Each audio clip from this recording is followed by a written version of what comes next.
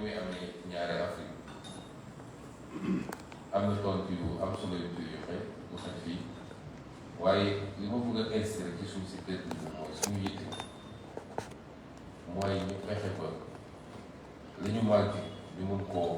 xëcc feneen ñëw mais ñu def ko au profit également de notre secteur privé quantitativement comme qualitativement léegi dafa laaj secteur privé aussi pour comprendre dynamique yi nga xam ne ci lañ nekk.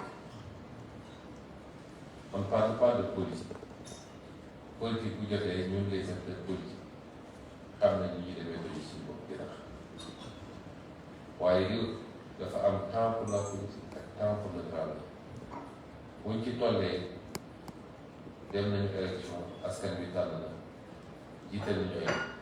ñey politique ñoom mën nañu continuer politique ñii gouverner ñii opposé ñu ne ci digg bi dañuy secteur privé bi bokk ci ñoom liy tabax réew mi war a intéressé parce que su réew mi defaroo ñoom seen affaire bi waaye pour réew mi defaru foog seen loxo nekk ci lu ñuy def ba partager cette vision muy Sénégal 2050 partager les objectifs ni fii la ñu bëgg a jëm kenn ku nekk nag li mu laaj ci nga defarwaat état bi dafa laaj mu defarwaat ndax yéen ñëpp xam ngeen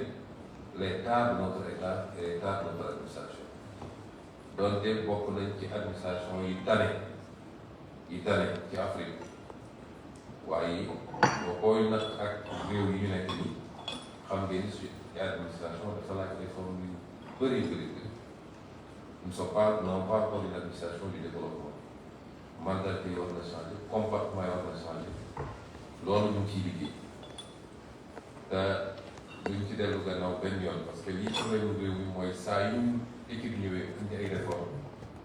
les résistances syndicats yi médias yi taw yu bëri ñi ñuy préfère dellu gannaaw donc nag tànkam ngi am réew mi du dem mais noonu état bi soxla ay réforme en profondeur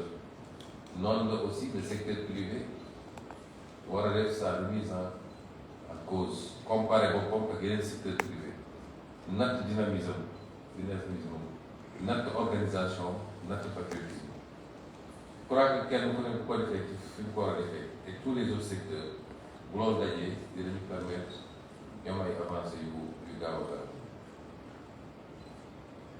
ñun xam nañ ni ci ñëw bi dañoo ñëw root si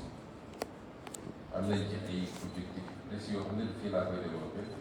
dañu gëm ni li ëpp ci objectif yooyu naam li ñuy def ak secteur privé bi forum bi yëpp am na solo mais li ëpp ci objectif boobu ñu ngi koy amee ci convergence politique solide parce que réew mi ñu nekk nii dafa am aussi nu mu bindoo ak nu mu organisé am genn kuréel boo xam ne moom moo ŋànk état bi bokkal suñu réew nga xam ne kuréel yu bëri na coow yu bëri na démocratie élection et cetera ñoom dañoo am benn kuréel benn parti boo xam ne moo ŋànk état bi ñu nekk ci àdduna boo xam ne dafa nekk ci configuration géopolitique su ñu naan alliance nag yooyu yëpp a ciy dugg moo tax daje yi ñu war a daje ak autorité yi politique yi ak étatique yi muy premier ministre muy président de la République daje yu am solo ak les autorités du parti également parce que foofu gëm naa ne am na loo xam ne buñ ko fa déggooyee ba nuwee ko rek dina yombal lu bëri ci liggéeyu secteur parce que signal bi ñuy jot lu bokk ak signal bi doon doxee ba léegi loolu it am na ci solo et ñu ñëw aussi avec des ciblages te yéen xam ngeen gëm naa ni secteur privé Sénégal bi kenn gën leen xam la vision 2050 en tout cas ci parti yi intéressé yéen gën a intéressé lire nañ ko te dañ ma dajeeg ñoom waxtaan mais damay gis ni ils ont une bonne perception de ce qu'on peut faire et notre option aussi mooy partenaire bu nekk ndax tey maa ngi ci ñu ñibbee ba mu def ñaari semaine wala 10 jours war naa dem dans le golfe incha allah partenaire bu nekk dafa am lu ñu ciblé ci moom yaakaar ni buñ ko amee ci moom dina sotti moo tax ñi ñëw fii créneaux yu ngeen war a positionné wu la lu mel ni l'énergie parce que tant que réglé wuñu problème d'énergie mënuñu industrialiser réew mi munoo jaay courant à plus de 120 francs ba pare bëgg combustif c'est pas possible donc la question de l'énergie est importante, elle est primordiale ci li ñu yàlla may nag du yees lu mel ni gaz lu mel ni pétrole ci ñu mun ko teel suñu bopp mu alimenter d'abord suñuy besoin énergie bi lu am solo la numérique ak nouvelle technologie am solo la te ñëpp gis ngeen ni nouvelle technologie bi monsieur le ministre présenté na ko ñu ciy liggéey aussi lu am solo ci jamono yooyu lañ nekk aussi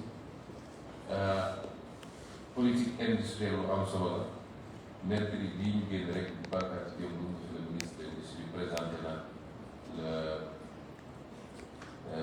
le plan d'industrialisation du Sénégal muy plan bu ambitieux en conseil des ministres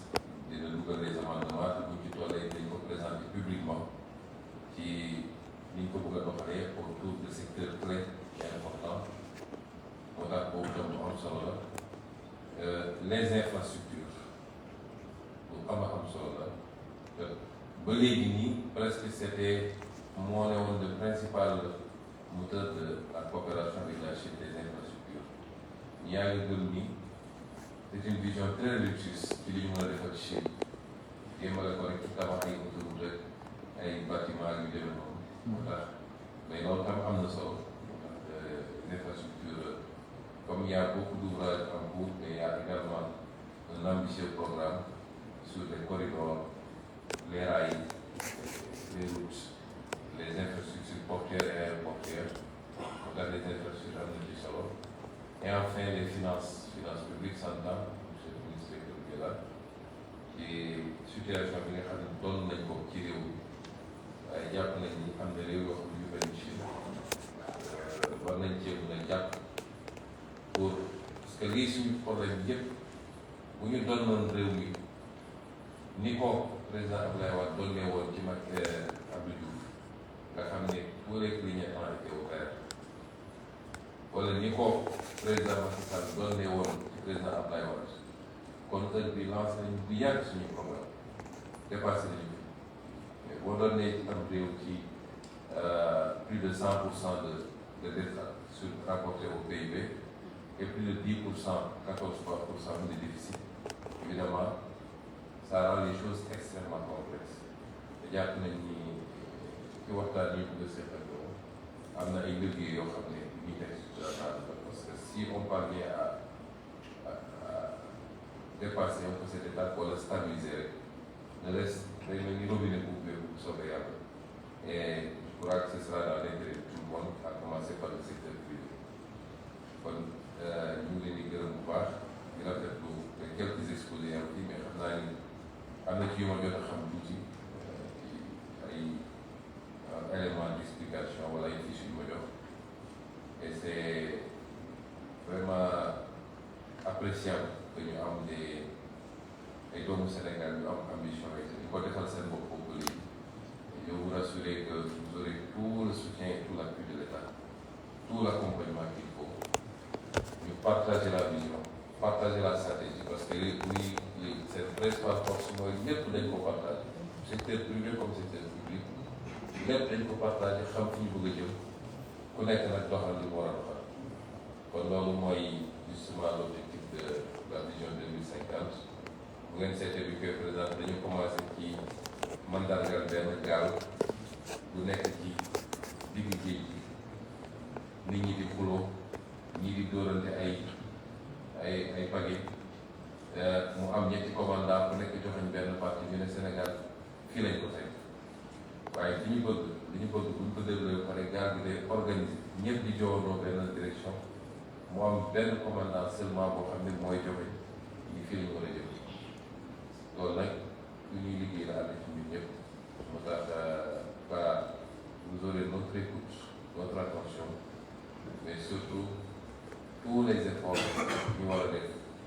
pour mun a accompagner ce secteur privé là y compris des facilitations ci accès au foncier ci financement ci mesure d'accompagnement fiscal lépp nañ ko def tout ce qu'on demande en retour. C'est pas ñuy jaar seeti directeur diw wala ministre diw naan xaaral ma jox ko dara soxlawuñu ko ci réew mi fooguñu ko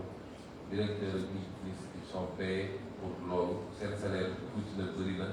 c'est leur engagement. Tout ce qu'on attend de vous mooy que les gens soient très rigoureux dans la gestion. Deux,